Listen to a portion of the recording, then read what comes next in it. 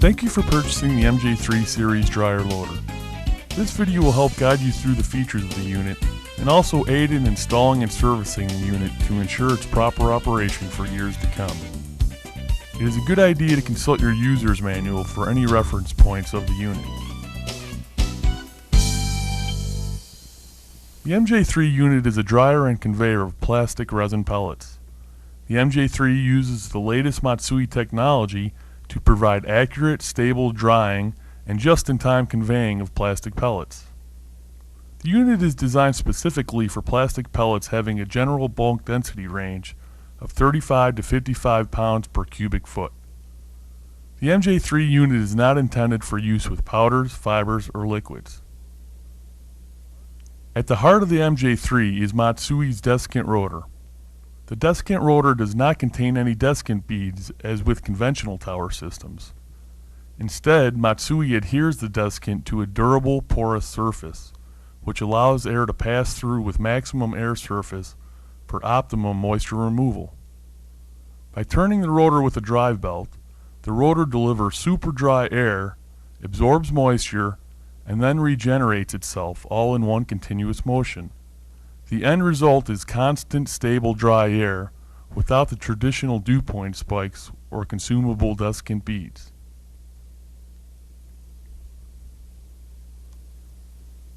After uncrating the MJ3, it is necessary to identify and confirm all the components which were shipped based on your specific order.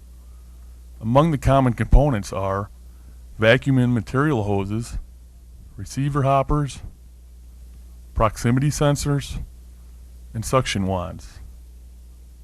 At this point, it is also a good idea to confirm any additional options that were ordered, such as a dew point meter or cyclone dust separator. Should you feel that any of the components or options are missing upon setup, please contact your Matsui representative within 24 hours of receiving the unit. After all your components have been identified, you can start to install them as necessary. Start by placing the dryer within the vicinity of the press, and ensure that proper power, compressed air, and for models MJ3 100 or larger, cooling water is available. Install the receivers as needed onto either the hopper dry or injection press first. This will allow you to make exact hose length connections later. The hardware to mount the hopper receiver should be provided at the top of the lid. In most cases, your hopper receiver has been pre-installed at the factory for your convenience. Next, install the press receiver to the feed throat. Since not all presses have the same hole pattern, it may be necessary to drill the hole pattern into the press receiver at your facility. Matsui recommends that only experienced machinists perform this work, as it may render the hopper useless if a mistake in drilling is made. After the receiver is installed, the proximity sensor should be attached to the bracket provided. Now it is time to install the hoses. The amount of directions utilized will depend on your specific model. Generally, all MJ3 units utilize 2 directions. Number 1 will feed into the dryer, and number 2 will feed an injection press. The MJ3 also has the capability of a third optional direction to load another injection press. The easiest way to identify this is to observe how many vacuum ports are located at the top rear of the unit. In a standard configuration, the unit will have 2 aluminum vacuum ports. If a third port exists, this will be for the number 3 feeder or second injection machine. These ports are factory installed as 1, 2, and 3 from left to right as you face the front of the unit. If the drying hopper receiver has been factory installed, the vacuum hose to that hopper may already be installed. Matsui supplies a 15-foot length for each direction for both vacuum and material. The provided gray hose is for vacuum, while the white hose is for the material. The vacuum and material ports on the receivers may vary between receiver types, so make sure to realize which end is for each type of hose. At the lower back of the unit is the material discharge port or badge stamper. Using the white PVC hose and hose clamp, connect the length of hose to the damper, and then connect the other side to the receiving hopper on the injection machine.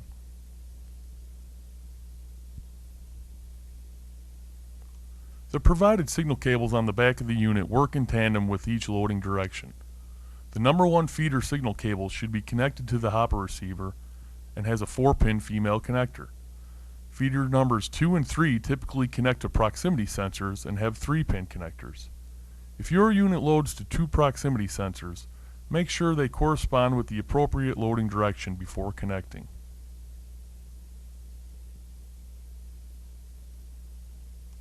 Although your MJ3 is equipped with a power cable, a plug must be installed prior to connecting to an outlet. Only qualified personnel should attempt to perform any wiring on the unit. Connect the power cord and plug according to local and state electrical codes in your area. Consult a professional licensed electrician when needed.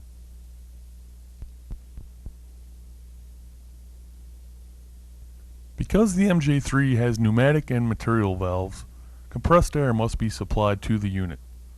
At the lower right side of the unit, there is a cutout with an air filter regulator provided. Determine what the best fitting type to use is and apply compressed air. After compressed air is applied, ensure that the provided quick slide valve is engaged to allow airflow. Open the regulator and adjust the air to approximately 0.5 megapascals.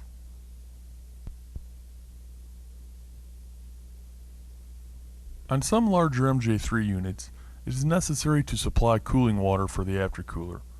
If your unit has 2 water fittings in the back, this unit requires water for proper aftercooled air.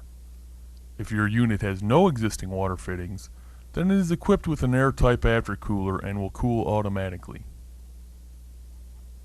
After all proper components and utilities are finished and confirmed, it will be time to power up the MJ3 unit and put it to work.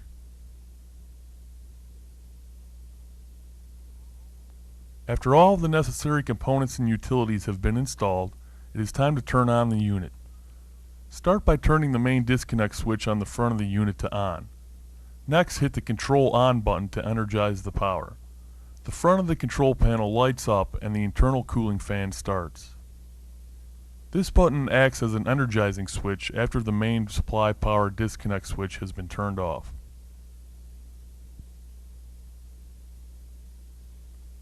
This section explains the purpose of the user settings and how to modify each one. By pushing the SV button, you can scroll through the 9 user settings and modify each one. The SV or set value setting is for the main drying set point. Determine the temperature you wish to dry at and input it into the control panel. To do this, start by pressing the SV button. You will see the display of SV and the current setting blink alternately. To unlock the setting, push the Enter Arrow button, enter the desired temperature using the up-down arrows, then lock in the setting by hitting the Enter Arrow button again. This process will be used for any settings that you change. The DLY or delay timer is a 100-hour countdown timer so that the dryer will turn itself on automatically after the prescribed time expires. For example, if you wanted the dryer to engage in 24 hours, you can set 24.0 into the display, and then hit the dryer button. The dryer begins to count down, and the dryer will turn on after the timer expires.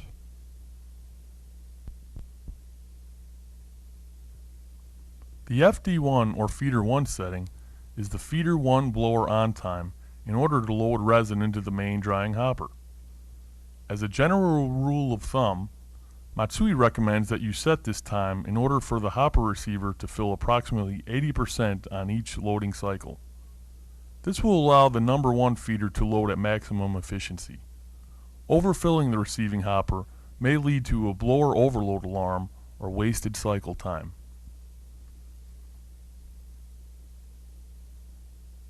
The FD2 or Feeder 2 setting is the blower on time for the Feeder 2, which typically loads from the dryer to the injection machine. However, for this setting, we need to consider how much time will be needed to sweep the line clean after each material batch. This setting should always be set longer than BT2, which will be explained shortly.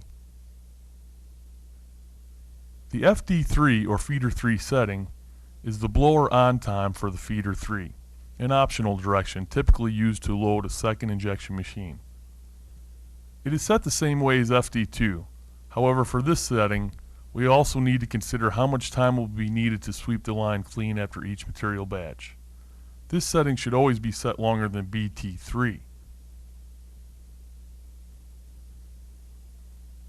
The DC1 or discharge 1 timer is the estimated discharge time span for the feeder 1 receiver to discharge.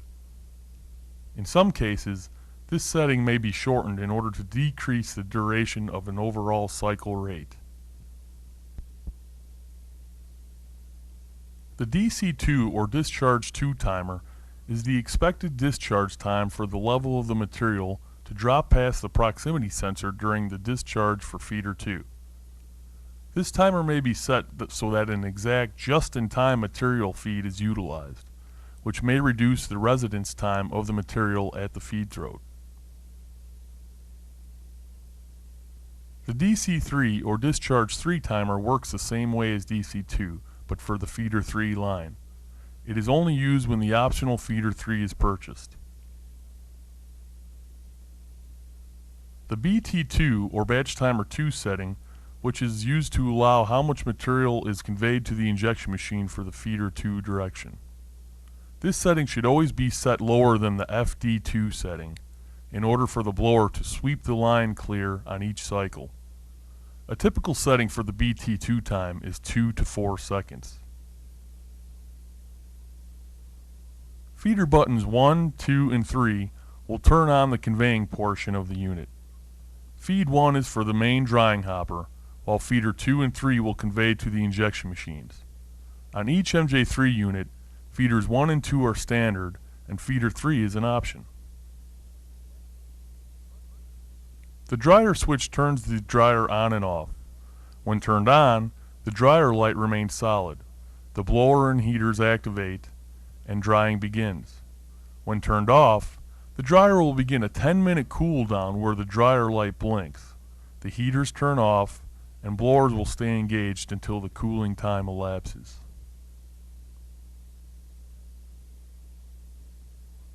The reset button will turn the buzzer off should an alarm occur. However, the cause of an alarm must be cleared before the unit will fully reset.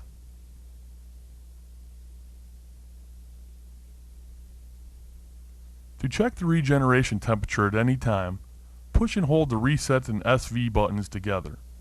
The display then changes to show the current regeneration temperature, which has a factory setting of 428 Fahrenheit or 220 centigrade. Units equipped with the dew point meter option monitor the supply air dew point from the desiccant rotor to the main drying hopper. Once the dryer is ready, the dew point meter should display -40 constantly and is one of your best gauges to determine the dryer's performance.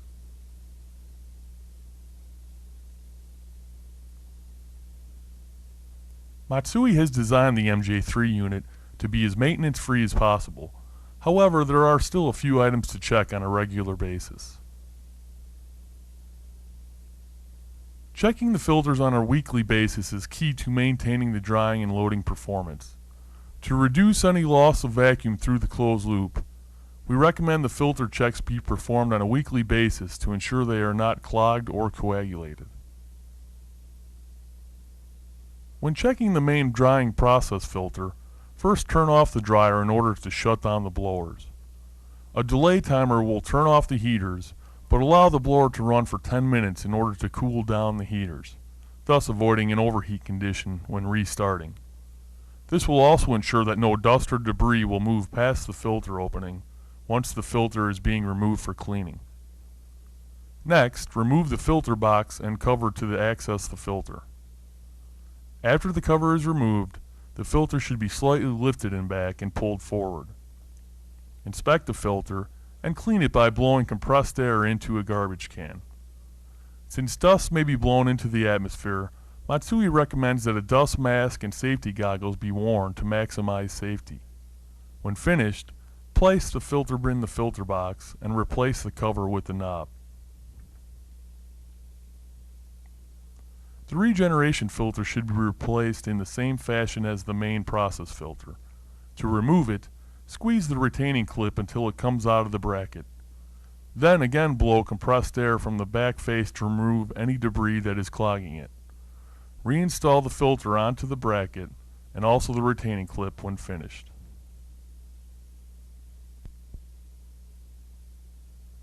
When inspecting the conveying filter, it is not necessary to shut down the dryer, but it is necessary to turn off the feeder switches on the control panel. If the light is solid, that means the feeder is on but waiting for a cycle. If the feeder light is blinking in 1-second intervals, the feeder is active. If you turn off the feeder in this state, the light will do a double time blink and then turn off once the active cycle is complete. When all the feeder lights are off, it is safe to inspect the conveying filter. Check the filter using the same method for checking the process filter.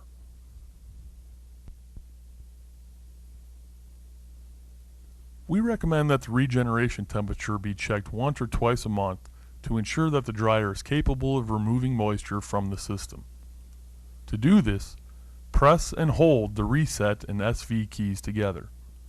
The temperature has a factory setting of 428 degrees Fahrenheit or 220 degrees Celsius.